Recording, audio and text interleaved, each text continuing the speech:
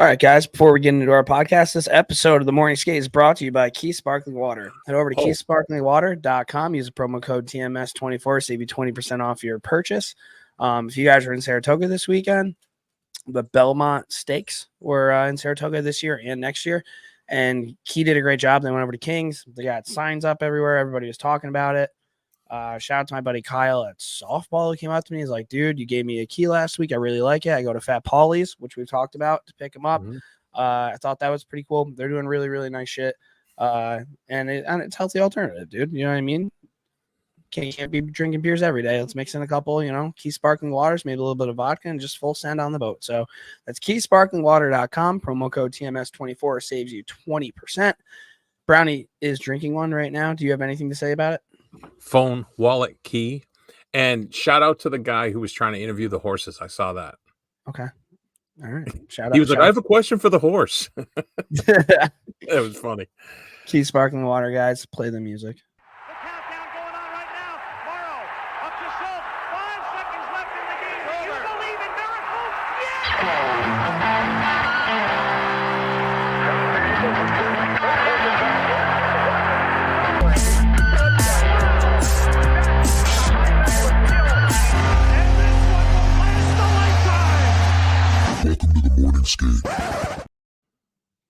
Welcome to the Morning Skate, episode 331.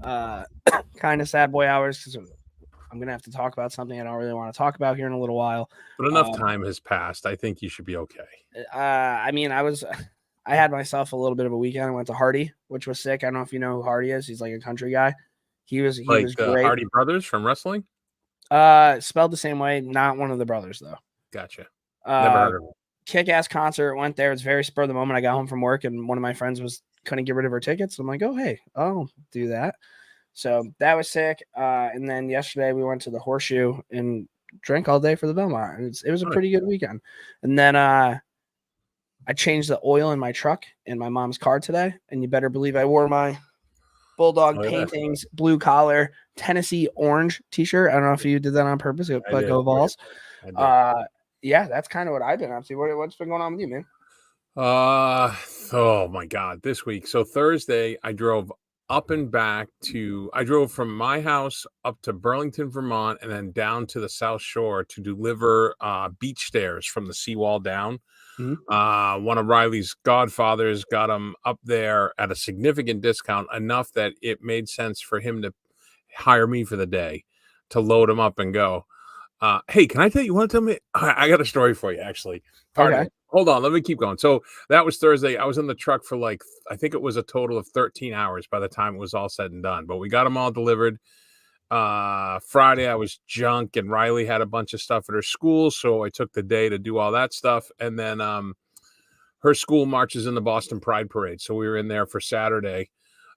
We did the whole deal. And then today it rained and it was crappy. I worked because she didn't want to do a single thing, so it kind of worked out. But I also like not doing a single thing. So yeah, she's a pro. So you remember the sock story, right? Yeah. So I had a similar day on Thursday. So I ate Wednesday night. I ate some pork loin that was probably a little past when we should have given it to the chickens, but I didn't realize I was starved, and I woke up Thursday to go on this journey with Chuck, and my stomach was a little rumbly tumbly. And what did I do? I dumped a gallon of coffee on it while we were driving, and we get up there, and we're driving. I go, hey, look, we're up by Middlebury College, and I go, hey, look, there's a A&W, like the car hop ones that you pull up to and they come out to your car. Yeah. He goes, oh, let's go. I'm like, all right. Not even thinking anything of it. I don't really eat that kind of food anymore. We pull in, dude, and I'm looking at the menu. I'm like, I know I'm going to Worthy Kitchen later in Woodstock, so I don't want to have a huge thing. I'm like, you know what? I'm going to have the corn dog basket. Bad choice. So I had a corn dog basket with a milkshake. We get to this place to load up the stairs, and my stomach is like clanging, and I'm like, oh no. we're in the warehouse, and this guy working the warehouse, he's like helping us load it, and then he's like, all right guys, you good? We're like, yeah. And I see a bathroom right there, and I'm like, oh, score, I'm gonna go slaughter this guy's bathroom. So I go in there in the bathroom and I crush it. Absolutely crush it. Finish, go to flush the toilet, nothing. No. Go to wash my hands, nothing. The water was cut off. No. Yeah. So I'm like, we need to get the fuck out of here. So we hop in the truck and peel out of there so fast. And I'm like, oh, this poor bastard's going to find this a few days later. So we're driving and I take a Pepto. My stomach's killing me. We're like going up and over through the Green Mountains. And I'm like, we had like an hour left in the ride. I'm like, I'm not going to make it. I'm not going to make it. We pulled into like a turnout for 18 wheelers and I ran into the woods, man. Oh my God. It was the closest I've ever come. Oh, Brownie. It was a tough one. It was a tough one. Yeah. Persevered though. I did. We made it back and I got to go to Worthy Kitchen. Took a bunch of leftovers. I didn't really eat much there, but it was good. So if you're tuning into this podcast and you've never listened to it before, we normally talk about hockey. You asked me what was new, so that is true. Yeah, I mean, dude, we have a lot to talk about. You want to just kind of dive into everything? Jump in. Let's go. All right, cool. Mea culpas. Hi, this is Mea Culpa, and I'm here to introduce the Morning Skates Mea Culpas with Ked and Brownie. Here we go. All right, so this is a few weeks ago now. Tyson Fury boxed, oh my God, Alexander Usyk. Yep. And Usyk won the bout on points in Saudi Arabia and became the unified heavyweight champ. The two are set for a rematch in October. With all the hockey that's been going on, we just completely whiffed on that. We didn't even mention it. So, okay.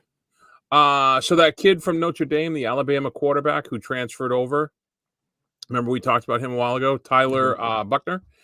He joined the team and they won for the second time in a row. Notre Dame men's lax. So good on that kid, huh? Get on you. Nice run. And Boston College we became the women's champ, D1. Okay. Summer is officially here as orcas have been spotted off Cape Cod out of Chatham, which is like the easternmost part of the Cape. Is that a thing that happens? Not normally. So they feed on the same stuff that sharks feed on.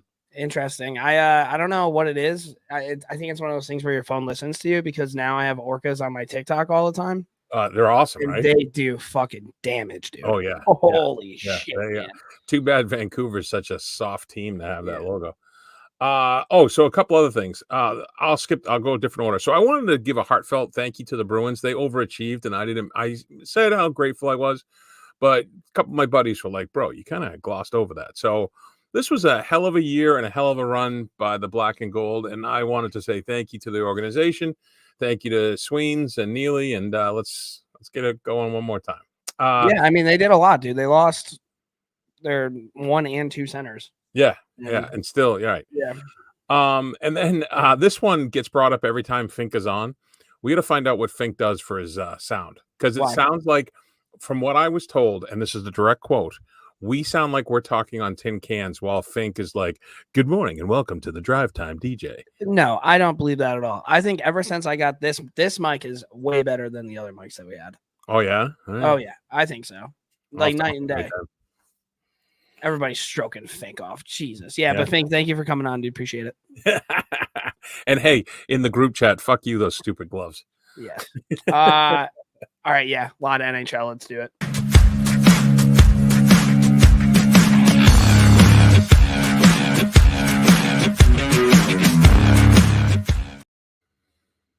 All right, here we go. The PWHL 3 stars of the week. Nicole Hensley, Minnesota, had a save percentage of .978, goals against a .43.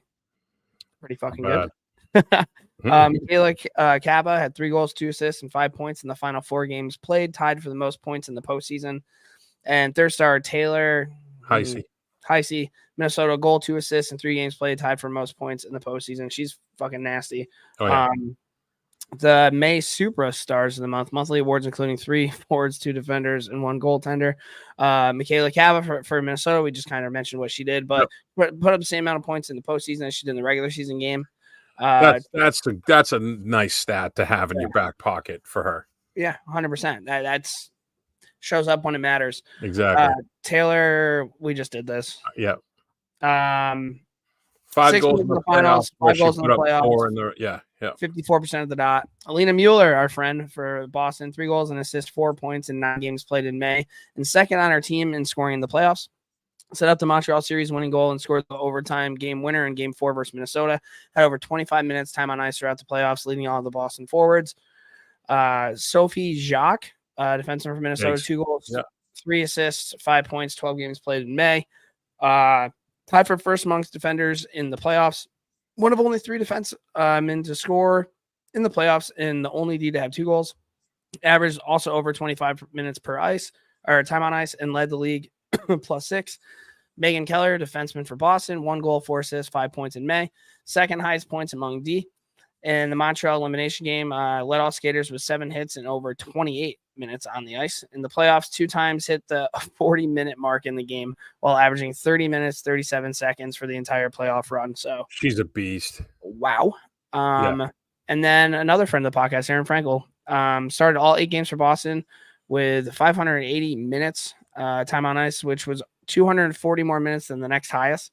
286 saves, doubled the next highest total, and faced 300 shots, 169 more than the next highest. Was perfect 4-0 in overtime with a .953 save percentage and a 1.45 goals against. So good on those guys. Yep. Matthew Tkachuk became the first player in NHL history with 4 game-winning goals through his first 5 career contests in the conference finals. In his 5th game, he had a primary assist on the game winner.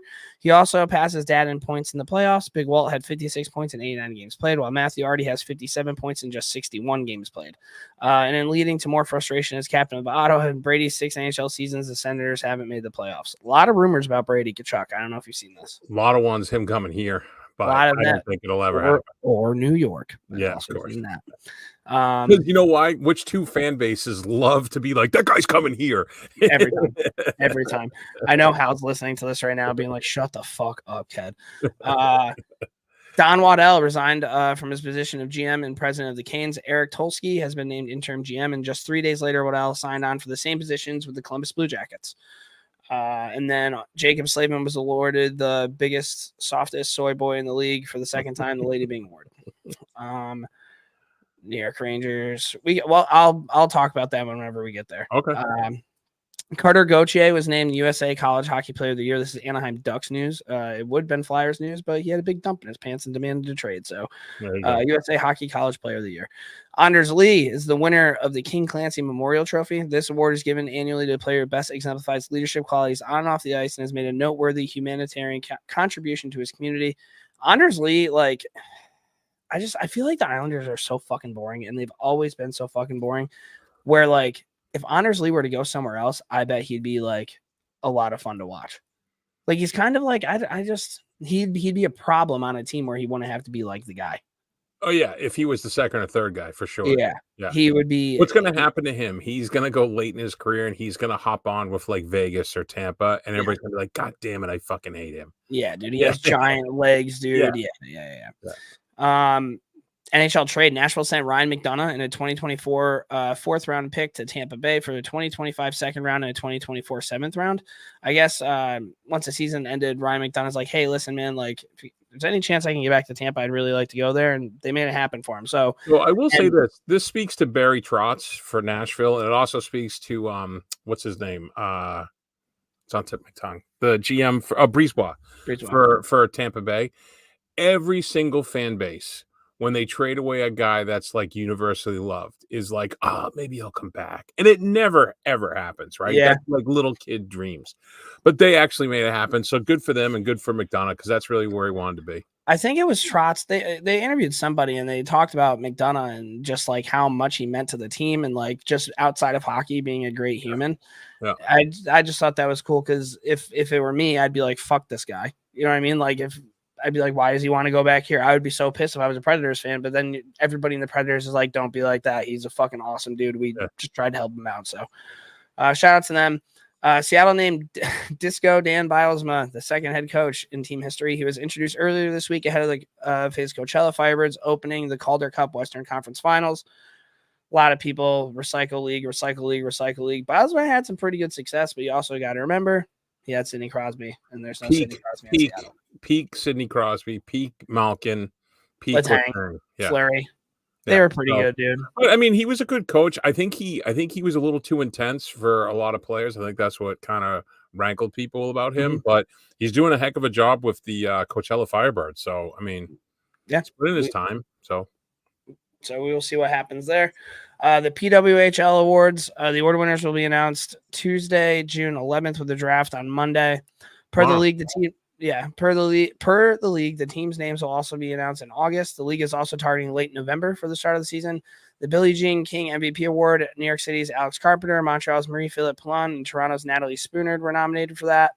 PWHL Defender of the Year, Aaron Ambrose, Megan Keller, and Ella Shelton. Yep. And then Goaltender of the Year, I know it's Aaron Frankel, so I don't even have to name anybody else.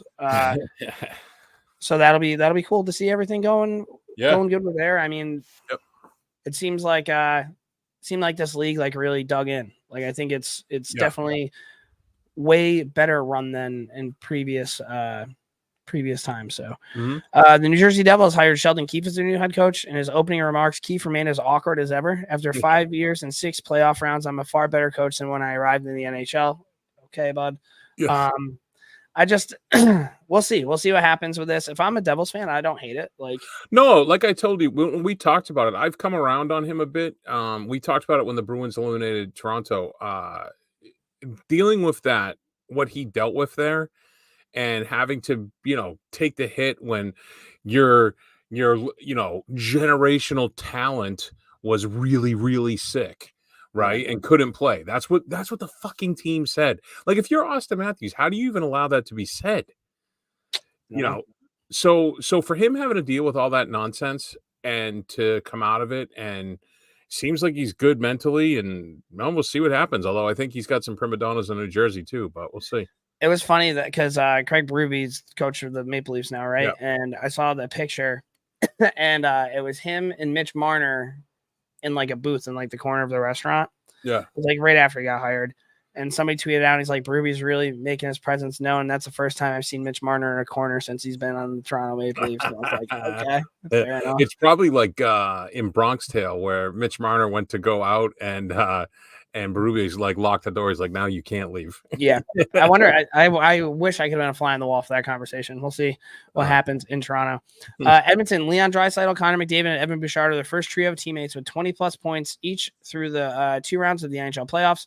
Bouchard's 20 points are the most in NHL history by a defenseman through 2 playoff rounds in NHL history. Draisaitl also joined an elite list when he became the 7th fastest to 40 goals in the playoffs in his career. Mary Lemieux did it in 46 games. Brett Hull did it in 54 games. Maurice Richard, 54 games. Wayne Gretzky, 56 games. Interesting. Yeah. Yari Curry, 58. Mike Bossy, 59. Draisaitl, 62. Pretty elite company to be hanging out with. For sure.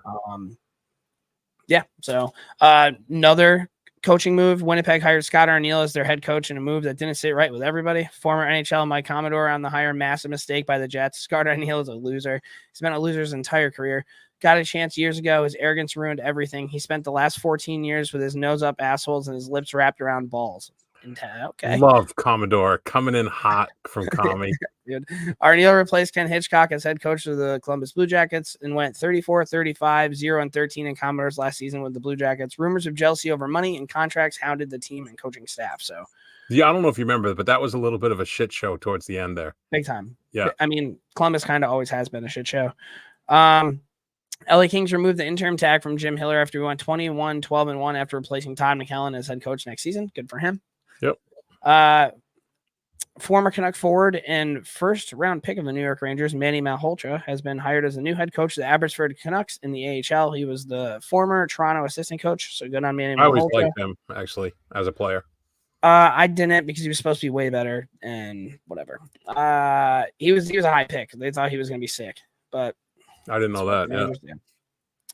More Vancouver head coach Rick Tocchet beat out Andrew Burnett and Rick Bowness for his first Jack Adams Award. So good on you, Rick Tocchet. That's pretty cool. Well deserved. Big time. Chicago flipped their 2024 first, 20th overall, and 2 second-round picks. It's 54 and 61 to the Islanders for 2024 first and 18th, and a 2024 second, a 50th. Vegas picked 19th, so there must be a player that Chicago thought wouldn't make it past Vegas. So. Yeah, they did all that to move up 2 spots. There's got to be someone they have targeted that Vegas must have the same need for. Yeah, which I love those little interesting ones, because in 5 years it's going to be like, oh, this was. Yeah, but what makes it even more interesting is the fact that like this isn't even on draft day. Like I remember when the Rangers, I think the Rangers drafted Braden Schneider and traded up so the Devils couldn't draft Braden Schneider. but that was like literally in that round, like it was already going on. This is like weeks in advance, so yeah. Well, something to keep an eye not on. a lot going on, I guess. PWHL finals. Oh, hold on, let me get my yeah, get your head out here, dude. Right. So do you want to just talk about it? Like sure. you went to the game, so how was everything? So it was awesome, right? Is that straight? I can never look in the camera and get this hat straight.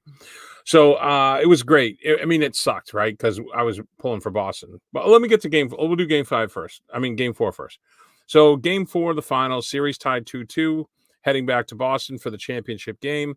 Alina had the game-winning goal in 2 overtimes to keep Boston hopes alive. She scored the goal, and I'm sure everybody saw the video where she waved to the team to get off the ice, ran right out the door and into the tunnel.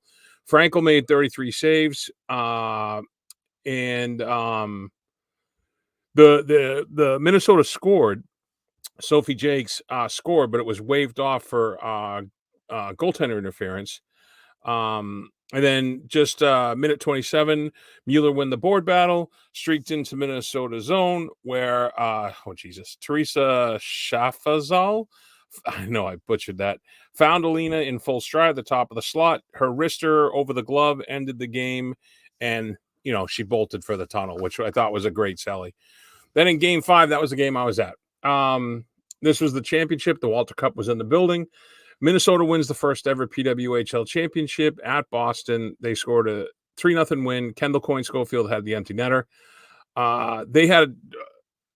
Boston had a tough time getting any offense generated. Frankel kept him in. She played out of her freaking mind. Liz Shepard scored for Minnesota in the first, and that was the game winner. Michaela Cava added another in the second. Boston was outshot 44-17, with Boston only generating 3 shots on net in the third. That's not a recipe for winning. Ain't gonna work. Alina was flying all over. She was slapping the beaver tail, calling for the puck all third period. Aaron Frankel ended up getting the 3rd star. It was super, super physical. There were punches thrown in the first, in scrums, big body checks all game. Taylor Heisey was awarded the Ilana Kloss inaugural MVP award, and Ilana Kloss actually handed out the trophy, which was pretty cool. Billie Jean King was there. I managed to get a pass for Down on the Ice, where I was handed one of these hats for the championship hat. I got pictures of me with the trophy laying on the logo. I introduced myself to the head of the media, which he's probably going to hear this and rescind that media. But yeah, it was a great night. There was a change, and make sure to check out Richie's. Richie wrote a great game write-up, and I'm gonna do I'm gonna incorporate it into the draft tomorrow, and do like a vibes write-up about the night in the building. I will say this: as great as everybody was, everybody's in a good mood at these games. Everyone's supportive, but the worm has turned to a degree where you're not just happy to be there. You're like, all right, we got to make some changes here. Like, what is the coaches doing? Why aren't we cycling? And it's good to see the criticism for hockey, not just we're happy to be there. Does that make sense? Yeah, I think so. I'm not, I mean, it's still great, and how great women's sports is and how this league has grown. But now the fans are like, okay, why isn't this player playing with this player? And it's more critical in a way that you want a knowledgeable fan to be, if that makes sense. Just like the NHL, dude. Right. But it was crazy. We're walking to the media meeting, right? And we walk into the meeting. We have the, what you can do, what you can't do, all that jazz. And we're walking out, and the players are like running sprints to get warmed up. And they're like, oh, hold up. And we had to wait for a group to run their sprint. And I'm literally 6 feet away from Hillary Knight while she's getting ready to run her sprint. And I was like, holy shit, that's Hillary Knight. Yeah. Yeah, that was really cool. And then being down on the ice from the players were all celebrating. We were taking pictures. It was I'll put them all on the blog, a lot of them. Oh, and then the funniest thing, so there's, I don't know, 8,000 people, 9,000 people sold out. Supposedly tickets were selling in the secondary market for over $1,000 a whack, which was crazy. So we go to our seats, because I had press passes, but my buddy was with me. So we had tickets too. And we're like, we'll just go sit in the seats, because I'm not going to get him in the press box for that. And we go to our seats, and I don't know, there's 15 seats in a row, maybe, or whatever it is. We're 5 seats away from Katie and her parents. I'm like, the whole rink. I'm like, there they are. It was so funny. We saw a bunch of people there. Saw Carter there, Carp, a bunch of the Northeastern people, my guy Todd. But yeah, it was a great time. It just, they came out in the short end of the stick, unfortunately. Alina's back in Switzerland. She is, I saw her biking in the mountains on one of her stories. So yeah, she's getting ready for next year. She's doing the Zdeno Chara off-season stuff. Classic. But yeah, it was a good night. I mean, they fell short, but they weren't supposed to make the playoffs. And what I love is Toronto picked to play Minnesota, and then Minnesota dusted them. Yeah. Which is great. You love that. That's got to be motivating for the players. Absolutely. So there you go. Good on them. Well, I'm glad you got to enjoy that, dude. Good shit. Sick catch for you covering that this year. Yeah, back at it next year. I can switch hats back. Boston and the Worlds. Both Pavel Zacha and David Pastrnak immediately joined the Czech team at the World Championship, and Pasta scored the game winner in the gold medal game, putting Czechia over Switzerland to win the tourney on their home ice. Kevin Fiala of Switzerland was tournament MVP. Pastrnak took to social media with the trophy and medal in the caption, "Maybe the Four Nations tourney now." Yeah, they got left out, which has rankled some players because there's a lot of Czech players in the NHL. Yeah, I mean, there's who is it? Isn't it Finland, USA, Canada and Sweden? Maybe. I mean, dude, you're missing Russia, you're missing Czechoslovakia, you're missing fucking Germany, dude. Leon Draisaitl, you're missing Norway. Like you're missing some pretty good teams there. And especially because it's being hosted by Boston's one of the rinks where it's being held. That's why Pasternak's a little burnt over it. I can see that. Yeah. Jaromir Jagr story of the week. This will be the 44th consecutive Stanley Cup final with a former teammate of Jagr, as he played with someone on each team in the Final Four. Rangers, Vincent Trocheck with the Panthers, Adam Henrique with the Devils, Brett Kulak with the Flames. They're on Edmonton, Jamie Benn in Dallas, Tyler Seguin in Boston, Aaron Ekblad. I mean, everybody on Florida because he was on Florida. So Ekblad, Barkov, Kulikov, Bennett, Kachuk, Lomberg. That was from Calgary, and Sergei Bobrovsky in Philly. It's crazy, right? 44 years. He's a legend. Yeah. Connor McDavid joined teammate Leon Draisaitl in the top 10 of assists in the postseason, as the pair are now in a tie for 7th all-time. Draisaitl in 2021-22 with Paul Coffey with 25 assists. The top of the list, Wayne Gretzky notched 31 and 87-88. The top 10, Gretzky first, second, and third place. Then Mario Lemieux in 1990, Nikita Kucherov in 2019, and then Gretzky again in 6 with 1982. McDavid has 4 and 7 games left to catch the great one. So yeah, 4 to 7 games. So he could do it, but not based on last night. It could happen. Yeah. All right. So conference finals, Edmonton took out Dallas. It's kind of weird. The last time that we podcast, we had Fink on, I was convinced that it was going to be a Rangers and Stars final, and it literally went the exact opposite way. So, like the mush that I am, kind of makes sense. Yeah, dude. I don't know what you want, how you want to do this. I don't really know either. I mean, Edmonton advanced. They ended up winning 4 games to 2. Maybe just Dallas was a little tired. Maybe we've talked about this with Fink, and when Fink and I interviewed Mac, I'm blanking on his name, the reporter down there, we all came to the conclusion is that Ottinger has a limit. And once he goes beyond that limit, minutes, games, however you want to diagnose it, he falls off a cliff. Yeah. And Edmonton is a dynamic, up-tempo team. Yeah. And Dallas tries to play that way, but Ottinger got outplayed by Skinner. Yeah, which is crazy. It's nuts. Yeah. And the physicality that these teams were going to face, no matter who comes out of it, I mean, you saw what happened last night. It's a whole different beast. And, it's tough. I think the highlight of this, the fluke that, when Ottinger's stick made that save on McDavid, which was like, oh, maybe that's the start of the DVD, right? They always say that, but I mean, Edmonton was deep. They had more depth, which is surprising because Dallas is a deep, deep team. But Tropavelski looked like he lost a few steps. Who's announced his retirement? We'll talk about him next week. I felt like he deserved more than to get thrown in on this podcast.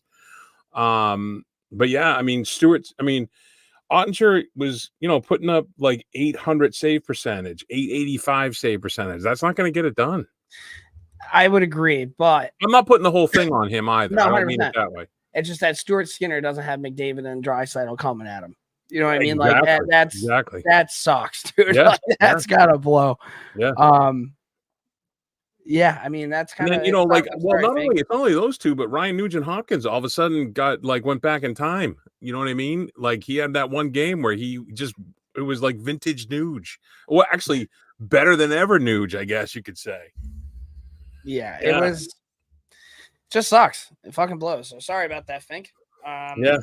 The morning skate difference. And then the Florida Panthers advanced 4-2 over the New York Rangers. This sucked, dude. This was really, really shitty. When we talked, we were up 2-1?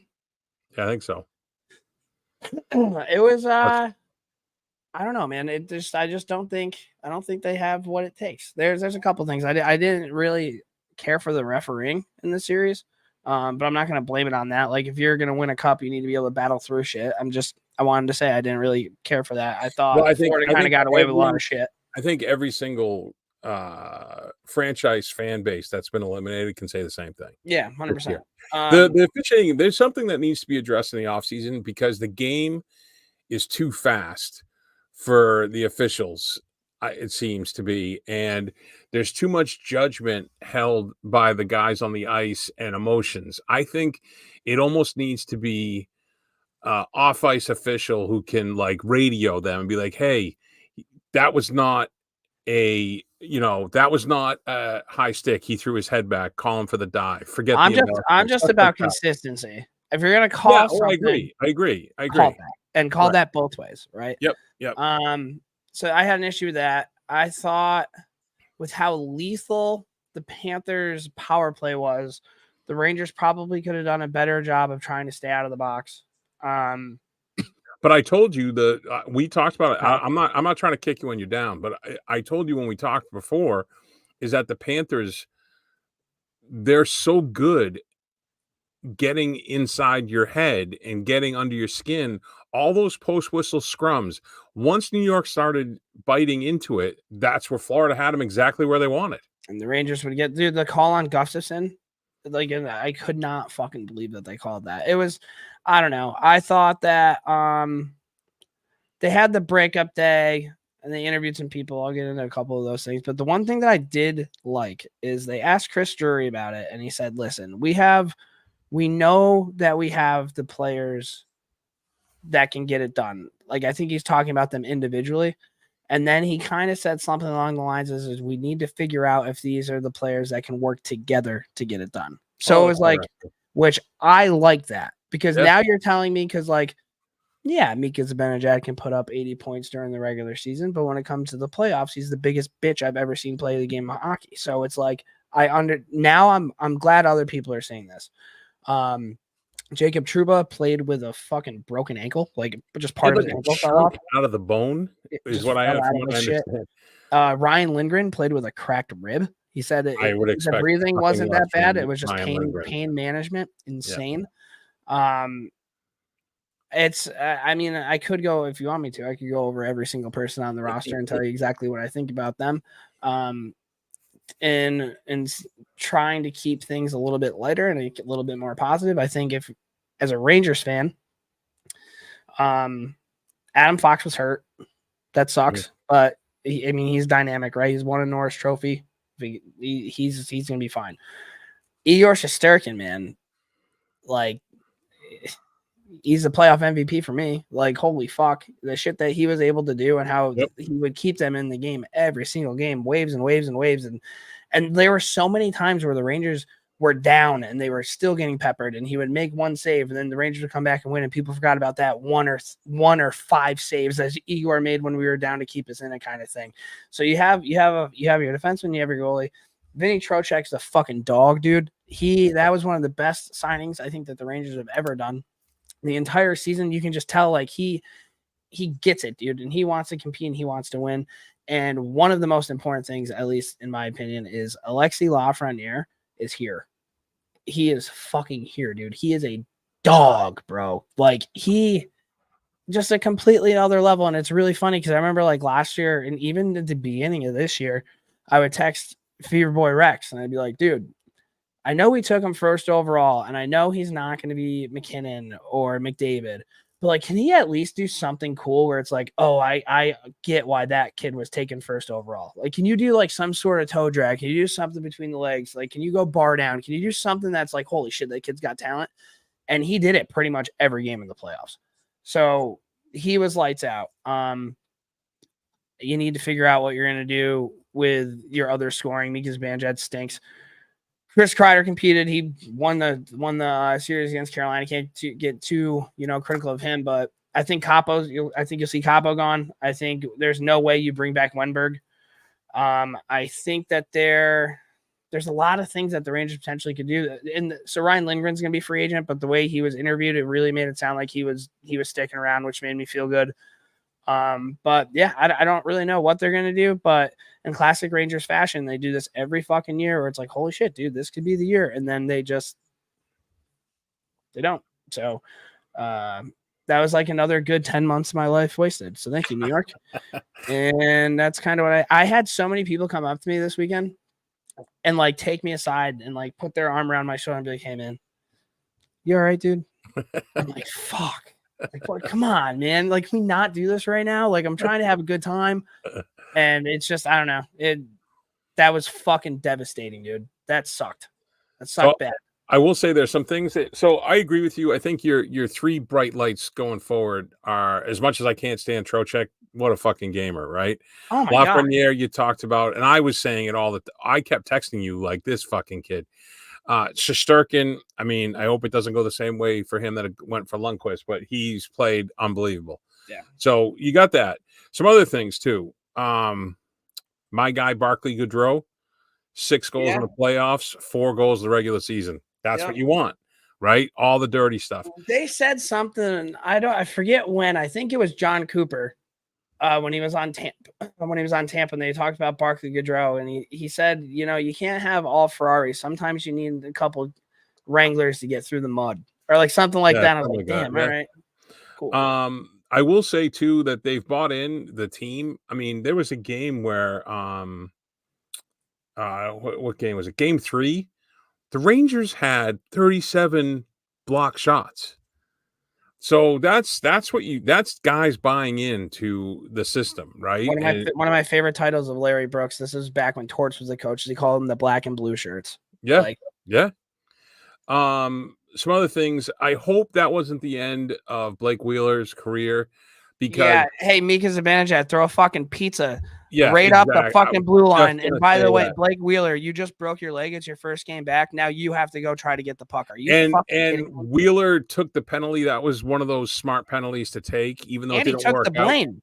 Yeah, and he took the blame for no fucking reason. Because he was a captain of the fucking Jets for years. I'd be like, that fucking dirty hippie with the long hair who fucking fucked me is what I'd be saying. He knows how to lead. That's why. And then so a couple other things. I tell you, everybody made a big deal about Kreider throwing that mouthpiece. He's lucky he couldn't throw it over the glass, because that would have been he would have got suspended. It's a game misconduct and suspension. And then in game 5. I don't know how rare this is, but do you know that Florida only had 1 giveaway the entire game, which is crazy. That's a crazy stat to me. That's like the first 5 seconds of a Jacob Trouba shift. Well, the best was Paul Maurice, who is the gift that keeps on giving for the playoffs. He immediately was like, who was the 1 giveaway? And they were like, it was Ekblad. He's like, I'll talk to him after the game.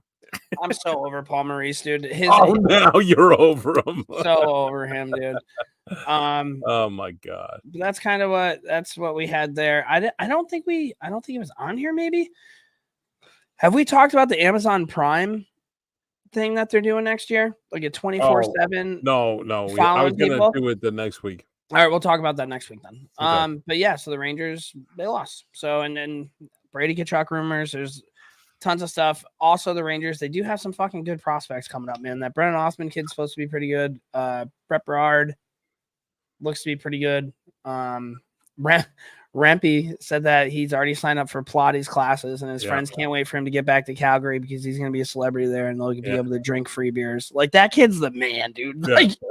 He's just, I don't know. But yeah, that's what we have there. So this is going to be the last time I talk about the Rangers probably until the Stanley Cup final. So if Mika Zibanejad, if you're hearing this, fucking quit. He's DJing right now. He can't hear you. He is so fucking bitch made, dude. Like, drives me nuts. All right. So Stanley Cup Finals. The conference finals boasted 3.9 million average viewers, the most since '96, and an increase of 34% from last year. That's great for hockey. That really is. I'm not trying to be a dick. The Rangers move the needle. Like, if the New York Rangers are playing, they move the needle. If Boston Bruins are playing, they probably move the needle. Same with Chicago. Like, you get these original 6 franchises. And well, also the fact that you have Canadian teams going deep, that makes a big difference too. I would love to know what it would be if the Toronto Maple Leafs ever made a Stanley Cup final, what those numbers would be. I bet you there's probably more people hate watching Toronto than there are fans watching Toronto. They're the number 1 team, dude. In terms of fan base, they are the number one team Canadian team in the world. In the world. In the world. Yeah, it's with the Cowboys, and who likes them? Yeah, but they move the needle. Like, I agree with you. Yeah. Opened in Florida with extra days built into the schedule due to the distance between the 2 home rinks. The 2,540 miles between the rinks represents the longest ever distance between final opponents. Do you know what the previous longest distance was? No. Boston, Vancouver, 2011. What was I going to ask you? Can it get farther than this? Is this the farthest that it can be? Do we know that answer? Yeah, unless there's an expansion team somewhere far. Because it's literally up west. Here and down here. Would it not that? Unless Calgary further west? Maybe slightly. Is Tampa Bay further south? It's got to be close. Yeah, but I think Florida is further south and east than Tampa. And that's talking geography. They featured the top 2 power plays in the playoffs. Edmonton was one, and they were both in the top 5 PK. The last Canadian team in the finals was Montreal in 2021, lost to Tampa Bay. Wow. What? I guess I never put that together. That Montreal was in the Stanley Cup Finals. That's crazy. Because it was in the bubble. Right. 2021, during COVID restrictions, all Canadian teams in one division. Prior to that, the last Canadian team in the finals was the Vancouver Canucks in 2011, and the last Canadian team to win the Cup was Montreal in '93. The first 4 players of the 2014 NHL entry draft are playing in the finals. That's Aaron Ekblad, Sam Reinhart, Leon Draisaitl, and Sam Bennett. The Worm returns. Corey Perry's on the track to become the first player in NHL history to play for 5 different franchises in the finals: Anaheim, Dallas, Montreal, Tampa, and now Edmonton. This will be Florida's 3rd trip to the finals, 2nd in a row. They've never won. This will be Edmonton's 8th trip to the finals, first since 2005-2006, and have won 5 cups, with the last one in '89-'90. Damn. Neither team elected to touch their respective conference trophies. The Eastern Conference is the Prince of Wales, and the Western Conference is the Clarence Campbell Bowl. The Florida head coach could be seen in closing seconds clearly telling Alexander Barkov to not touch the trophy, because Paul Maurice can't let another second go without people knowing it's about him. You have so turned. After the picture, Barkov was asked about it from them. Maurice told him not to touch it. Then he added, he told me that last year too, and we ended up in a different situation. Paul Maurice, superstitious guy that scans. That scans. Well, you could tell Paul Maurice is a superstitious guy. Yeah. Well, yeah, he needs to make it about him, dude. This will be the first time in the history of the Stanley Cup that a player with the first name Evan will be engraved. Bouchard for Edmonton and Rodriguez for Florida. How did you find that? I don't know. Came across my timeline and somewhere. Dude, your algorithm's orcas, my algorithm's weird facts. That's a fact that like the hell would know. But those are the fact that I'm like, oh, that's so cool. Game 1, Florida got the win 3-0. Carter Verhaeghe scored early to give Florida the lead and eventually got the game winner.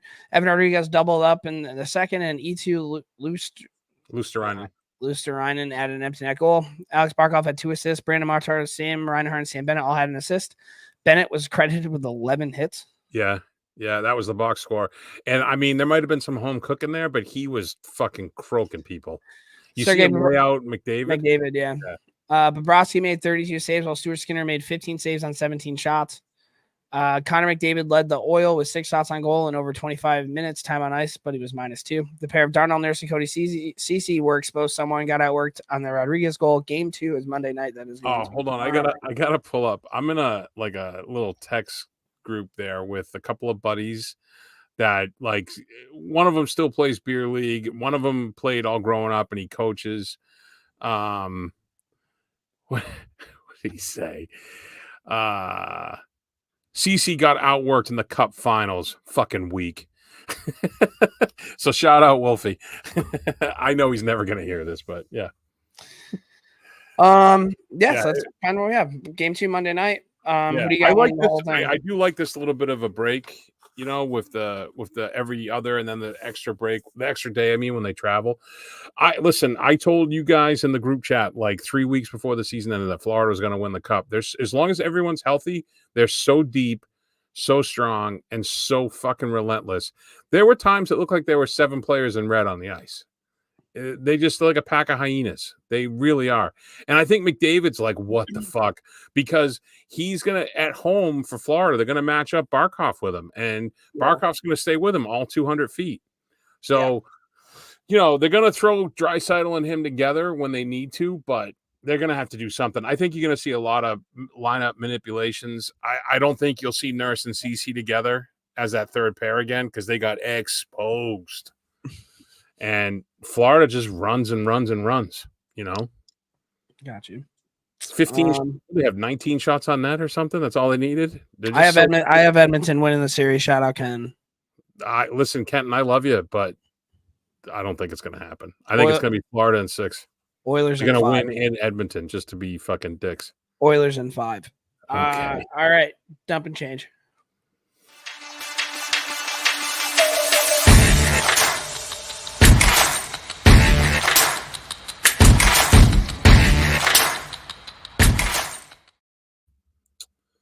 All right, so R.I.P. to documentary filmmaker Morgan Spurlock, best known for Super Size Me, passed away at his home in New York after complications from cancer. He was surrounded by family and friends. He was only 53 years old and survived by his 2 children. So sad. Then even more sadness, I guess, or continue with the sadness. Basketball legend Bill Walton passed away from cancer at the age of 71. He was a basketball legend, winning 3 times the National College Player of the Year while leading UCLA to 2 straight national championships and a run of 68 straight dubs. He earned 3 straight All-American honors, and he was the first overall pick in 1974. Once he joined the NBA, he led the Portland Trailblazers to a championship in 1977 and won the Finals MVP. Towards the end of his career, he joined the Boston Celtics and won another championship with one of the greatest teams, they say, in basketball history, the Celtics 1986 team. He was elected to the Basketball Hall of Fame and inducted on both the NBA's 50th and 75th anniversary teams. His number was retired by UCLA and by Portland. And after his retirement from the game, he began another career as an analyst and did that for another 19 years, retiring in 2012. He is survived by his wife and 4 sons, and I think he's in the Guinness World Records as the tallest deadhead in history. Okay. So shout out to him. Major League Baseball suspended 5 players for betting violations. Padres infielder, Tucupita Marcano for life. And then A's right-handed pitcher Michael Kelly, Padres left-handed pitcher Jay Groom, Phillies infielder Jose Rodriguez, and Diamondbacks left-handed pitcher Andrew Salfrank, all for 1 year. Per reports, this guy for the Padres, Marcano, had a lifetime winning percentage of 4.3% on his bets, and now he's banned for life. But yet, Major League Baseball, DraftKings partner. It's fucking crazy, dude. The hypocrisy runs deep. Inside the NBA is coming to an end. Charles Barkley is trying to convince everyone involved to sign with his production company to keep the show going, but I'm sure they'll be able to sell this for millions to whoever wants it if they all agree to stay together. Team USA Women's Water Polo put out a tweet looking for sponsorships, and Flavor Flav answered the call, sponsoring not only the women's team, but he also decided to sponsor the men's water polo team. And that is how you get sponsorship nowadays. You go on TikTok and say, we need money. And Flavor Flav was scrolling and sponsored. Noted. Next week's episode of the Morning Skate will be brought to you by Flavor Flav. Yeah, Flavor. Reach out. A woman in New York, this was so weird. She was so addicted to cheese that she had to go to rehab to kick the habit and reset her dietary intake. Like she was going to die from eating cheese. Oh, that girl's crazy. Yes, I would say so.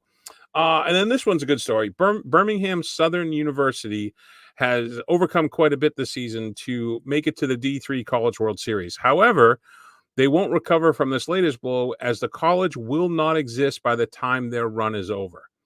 The school will be closing its doors on they did close their doors on May 31st, which is the same day of the championship game. To update this story, Birmingham Southern University won the D3 World Series on a walk-off home run by first baseman Jackson Webster, and the school does not exist any longer. They folded up, but they still won. And there was fraternities and sororities supporting them the whole run. So there you have it. That was it for Dump and Change, buddy. Pretty fucking cool. Yeah. I'm not mentioning that. What do you got for Bruins? There's been a rumor about Pastrnak with a full back tattoo of the Bruins bear, but I have not confirmed this at time of this, so that'll be next week. But let's talk some Huskies, baby. Hold on. You just said rumor. I have to tell you something I've been doing. I've been starting rumors. Did you make up that story? In hometown? No. That would be really funny if I did that, though. No. That would have been hilarious. So Saratoga, Belmont's this year. They closed down the downtown. They had a giant concert, and it was before one of our softball games. So like I went and just checked it out. It was cool. It was awesome. But as I'm downtown, everybody there is coming up to me and being like, "Hey, did you get Post Malone's playing at the Adelphi tonight?" And the Adelphi is like a super fancy. Was this your 50-cent thing? Listen, all right. So at this bar, and everybody's buying it, and everybody like to the point where people are like gonna skip softball to like go watch fucking Post Malone at the Adelphi, all this shit. Confirmed, not even in the area. What the fuck's going on? Like somebody just made it up and people ran with it. So I'm at softball, and after softball in the next couple days, I'm like, these people are so fucking stupid. You can make up literally anything. So guess what I did this weekend, dude? I made up 3 different rumors that spread like fucking wildfire. The first one was that 50 Cent was going to be playing at the Horseshoe. I saw it. People were coming and being like, holy fuck, 50 cents at the shoe. Like, this is crazy. Second one, Donald Trump was in town in Saratoga this weekend. Everybody's like, dude, the Don's here? I heard the Don's here. No way. Yup. And then the third one, this was kind of like, we're standing in line, and there's these 2 kids, and they have Yankee hats on. And, like, they're waiting to get a drink, and they were, like, the lines were so long. And I said, like, out loud, I was like, dude, I can't believe Jeter's here. Like, that was so fucking sick. I can't believe I got to shake Derek Jeter's hand. And like my other buddies like kind of like pumped me up. I'm like, hey, just over there on the other side of the bar. That's fucking wild. The kids look at each other, get right out of line, and fucking walk to the other end of the bar. So rumors galore. I think the new one I just made up was that Justin Timberlake and Jimmy Fallon are buying a bar in Saratoga. And these people are so gullible. Like, they're just so stupid. So I'm going to have to talk to the kid who works for me because he was up there with his buddies for the weekend. Yes, if they heard about it. I want to see if he's heard any of these rumors. Yeah. And my other buddy actually fucking started a rumor that Tom Brady put a reservation at 15 Church, which is like a really nice restaurant in Saratoga. So, like, dude, if you ask anybody, everybody's in Saratoga this weekend, but nobody was there. Although confirmed Jennifer Aniston was there.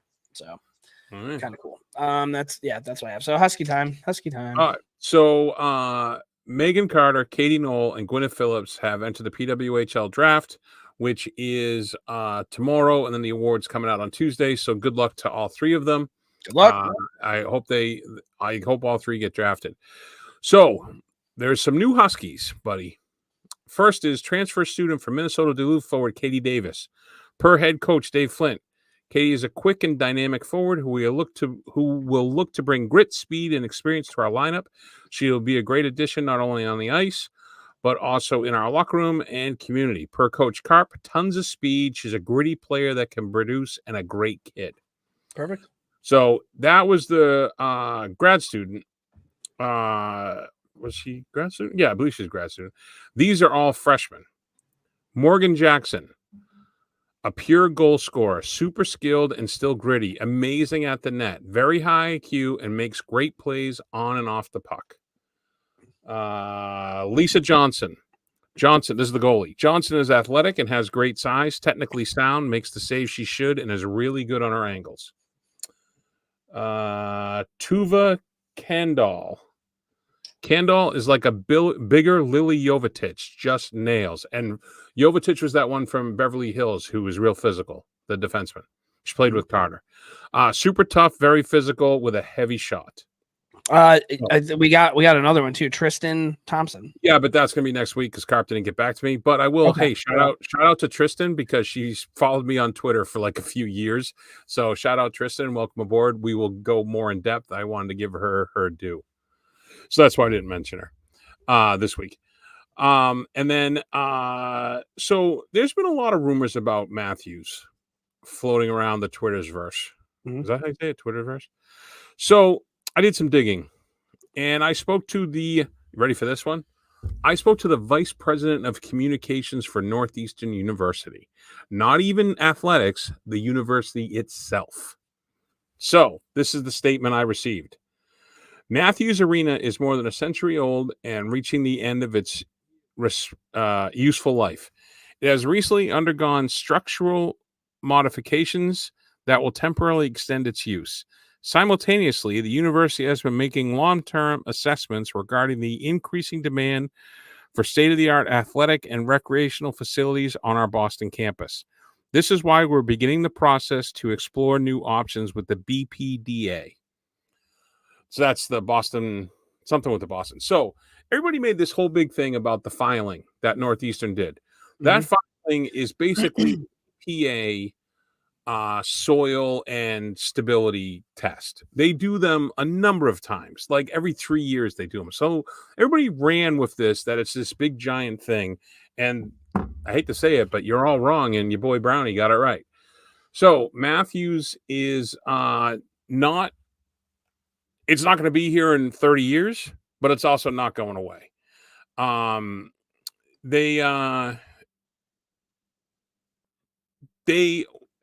Everyone's saying that this is the last year of Matthews.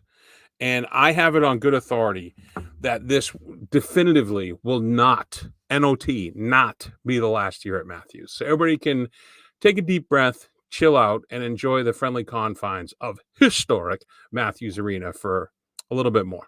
Okay. Just relax. All right, we'll be back, dude. Yeah, there it is. There it is. We'll be back for the games this year. I wonder who's going to be like the pod favorite next year. That'll be interesting to see. Oh, buddy, we can talk more offline, but I got some green lights on a few different avenues. All right, well, there we go. All right, one more segment, man. We're just gonna do some beer league, brought to you by Beer League Unis. We're at Beauty Unis. Here we go. Let's do this. Boom, Beauty.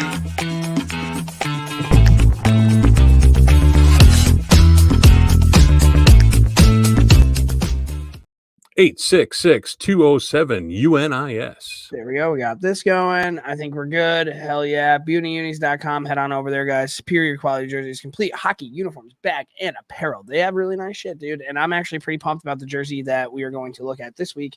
I have not seen this one. It's pretty fucking good, dude. All right, let's see if I can do this again. Come on. All right. I'm getting better at this, and then I just got to do maybe one of these, maybe one of these, and then this is great podcast. And I think I nailed it. Did it not work? Ooh, yeah, there it is. Evolution Selects. That's got like NHL All-Star vibes from like the 90s. Yeah, do you remember like the teal and purple ones? Yeah, these jerseys are so fucking sick, dude. I saw these and I was like, I kind of just want one. What's that say on the puck? I don't think it says anything. I think it just like stops. Oh, I thought it said Minnesota or something. Maybe. I don't know. But fucking sweet jerseys. I love the color scheme too. Those are the nice set of socks with it. Dude, you could make yourself look like elite as shit, dude. If you know who would look great in these, those traveling joggers? If I see like long flow with these, like the big mullets with these. Hell yeah, dude. Like, think that. I'm not fucking around, man. If I was on this team, I would reach out and get apparel for this beer league team, and I would wear it all the time. Like, I would get a hat, I would get a fucking polo or something like they're clean. I like them a lot. I wanted to share that. Tracksuits like this. Fuck yeah, dude. The colors just pop. Like, they're just clean as fuck. It is like a really classic hockey jersey. So shout out to Beauty Unis. You guys did a really good job with these ones. Again. Anything about the team? I don't have anything about the team. Okay. I think I took this from their Instagram. I didn't even use the one that that they sent us. Oh, okay. Dude, I saw it and I was like, we're doing that one. So shout out to them. Nice. I like that one. Beer league wise, I'm trying to think, dude. I went rollerblading last week, which was kind of fucking cool. I got to get back on the ice. I need to start figuring this out and kind of mixing in a skate here and there. I have been in talks with Clap and my buddy Thorpe about maybe putting a team together. I talked to Thorpe or to Clapp about the Placid tournament. He's in. Okay. So as long as we're off that weekend, he's 100% in, which would be really cool to do. I definitely want to play in a league this year, though. I kind of want to put a team together. Go too. I want to put a team together. I want to play in a league this year. So that is going to be something I'm going to be doing. What? I just remembered something. Shout out to Chloe Arad, friend of the podcast. Chloe got married. Oh, cool. Congratulations. Yeah, I just saw it on her Instagram or Facebook or something. I just saw it. She got married somewhere exotic. They're down in the Caribbean, I'm going to go with. Must be nice. Yeah. Cool. Yeah. All right. Well, congratulations. You can travel. We love happily. Yeah, we love happily ever afters, dude. Yeah. Do you have anything for beer league this week? No, I missed the skate I was going to do because I didn't get home from Vermont until like 11 o'clock at night. But I went to I might have snuck away for a little stick and puck over at the local rink there when I was not working. But yeah, hopefully I'll be skating this week, Thursday, with the fellas. All right, Thursday with the fellas. And then, all right, so our debate this week. How do you cut somebody? How do you, let's say you have your own team and you're the GM, manager, whatever it might be. You go through the year, next year comes along, and, you know, you can upgrade. And you can bring in somebody who maybe fits in better in the locker room or maybe puts the puck in the net. Somebody you can actually stop when they, you know, go to stop their skates. How do you get rid of somebody on your team without being an absolute asshole? So what are you going with? I have a pretty good one. Go ahead. No, I hit him up and I'm saying, hey man, it's hard because I would only do this if this person wasn't an original person on my team. If you're an original, like if you were the first year I ever, yeah, if you are the first year that I ever did this team, you're on the team until you don't want to be on the team anymore. Like that's how I am with that. If you're not, it's super fucking easy. You just tell them, hey, listen, man, we had somebody come back that was on the team originally. I'm really sorry about that, but you know how hockey is, and you know how we always need subs. So I'll hit you up whenever I can. That's actually probably the best way. It's hard because, like, the leagues here, it's a big financial commitment, right? So you're talking, you know, $400 something to pay for the league. Yeah. And, you know, tell the guy, like, hey, sorry. You know, it's hard because it's like, well, let me say this. It's hard if it's a situation like you're describing. It's hard because you're assuming it's a good dude and you just have like a better dude, right? Someone who's better player, better in the locker room, whatever. It's easy when the guy's a dick, right? When the guy's a dick, you're like, fuck off, because who cares? Or if the guy's horrible, you know, I'd be like, hey, man, I'm sorry, but Father Time's undefeated, and this team's passed you by. Yeah. You know, it's a tough conversation, but that's why you wear a letter, right? But I agree with you. I think that's the best way. And I do like the legacy thing. I understand with I've seen it done horribly to guys. And everybody's feelings get hurt, you know, and no matter how old you are, you're still a bunch of fucking middle school kids, right? Is what it boils down to. But yeah, I think what you said is probably the best way to do it, and be like, yeah, we'll still have you for subs, even though you're not gonna. But you know, exactly, dude. Yeah, you could also hard. You could just ghost, which is fucked up. You could ghost, or you could be ghost. like if the guy's a defenseman, you're like, hey man, why don't you play like we're gonna have you on the fourth wing pair. You know, or like, bro, I am so sorry. I completely forgot that I promised this kid that he could play. He'd been on the team before. Yeah. You know, the sub's the best thing because you're right. Like, hey, I'll hit you up. You're never going to hit him up, dude. I will say this. Shout out to Rick Parker. He was the captain of the team when I first started playing like organized beer league.